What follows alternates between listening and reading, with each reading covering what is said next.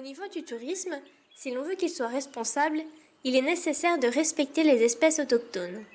Par exemple, le grand tétras ne supporte pas les bruits de moteur. L'accès aux véhicules est donc interdit sur certains chemins forestiers. Sur les zones protégées, il est demandé aux touristes de ne pas s'écarter des sentiers balisés. De même, certaines falaises fabuleuses pour l'escalade sont fermées pour respecter le territoire des oiseaux. En effet, si tous les acteurs de la forêt veulent cohabiter, il est nécessaire que chacun d'entre eux restreigne leur impact. Le tourisme reste tout de même une voie à développer car il peut être un apport de revenus. Des aménagements, étonnants mais nécessaires, ont été mis en place. Une fenêtre paysagère, c'est-à-dire qu'on ouvre, on coupe simplement devant nous les arbres et ça permet aux gens d'avoir une vue sur la vallée, sur un horizon différent et de ne pas se sentir enfermé en totalité tout le temps dans ce que j'appellerais l'enfer vert. Ça, de temps en temps, ça leur permet de respirer. Les citadins, bon, vous avez une approche un peu particulière, il y a des choses que vous comprenez, mais le citadin moyen, quand il sort de sa ville de Strasbourg ou de Colmar de la semaine, à un moment donné, il n'est plus tout à fait bien parce qu'il ne voit plus de civilisation et ça les gens, ça les stresse. L'eau, une réserve indispensable pour les plantes, est aussi présente sous forme de lac. Dans une configuration de petits bassins versants, le lac du barrage du Ballon nécessite des attentions particulières. Les travailleurs de la forêt sont tenus d'utiliser des carburants et des huiles bio, car tout ce qui tombe par terre risque de s'écouler dans le lac.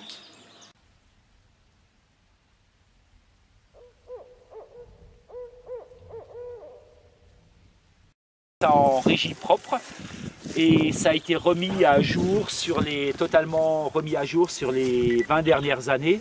De ici jusqu'en bas, la station de traitement, vous avez 7 km de conduite d'eau dans un tuyau de 200 qui passe. À l'époque, dans les années 95, quand ça a été refait, c'était 1 million de francs le kilomètre. Alors en euros, ça doit faire beaucoup. Donc, et là, ce que vous êtes, là, celui qui tient la clôture, en gestion des eaux, on est dans le périmètre immédiat des captages. C'est-à-dire que là-dedans, il ne doit rien se passer, ça doit rester en l'état, il ne faut pas qu'il y ait du mouvement de sol, il ne faut pas qu'il y ait d'arbres qui poussent. Si des souches, normalement, il faudrait plaquer sur la cavité de l'argile pour qu'il n'y ait rien qui rentre, qui puisse polluer le captage. Et puis en dehors, on est dans des périmètres rapprochés. C'est ce que je vous ai montré sur la photo là. Il y a la carte que j'ai montrée, on l'a en domanial aussi. C'est une réglementation parce que quelque part la ressource en eau elle est hyper précieuse et quand on réécoute les infos, ce sera des enjeux géopolitiques majeurs dans les prochains temps.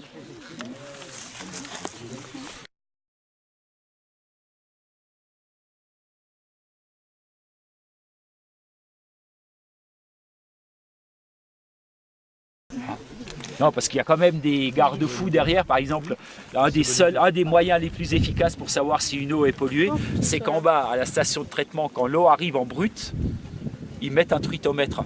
C'est simplement un aquarium. Il y a des truites qui sont là-dedans. S'il n'y a plus de truites, non, et il y a un capteur, c'est-à-dire que les truites, si elles ne donnent pas un coup de queue de temps en temps au capteur quand elles nagent dedans, ça veut dire que tout se met en drapeau et automatiquement il y a un problème. C'est-à-dire que les truites, c'est un poisson qui est très sensible à n'importe quelle pollution.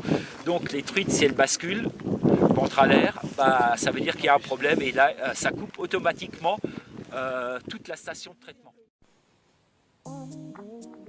Le séjour dans les Vosges nous a permis de découvrir un univers tout à fait remarquable. Les intervenants de professions et milieux différents ont su nous intéresser et nous donner envie de nous investir dans la protection des milieux naturels, riches et sensibles. Ces discours nous ont enrichis. Chaque découverte d'une facette de la nature nous rapproche un peu plus de celle-ci. Ces rencontres nous permettent de mieux intégrer le respect de l'environnement dans notre mode de vie. En tant que géographe, nous avons été particulièrement touchés. Mais ces interventions de qualité pourraient sensibiliser un plus large public pour le bien de chacun. Voilà. Donc si jamais ça pète, en moins de temps qu'il en faut pour le dire, on est irradié. don't cry. I don't think about you all the time. But when I do, I wonder why. You know, most days my heart is dry. I don't laugh and I don't cry.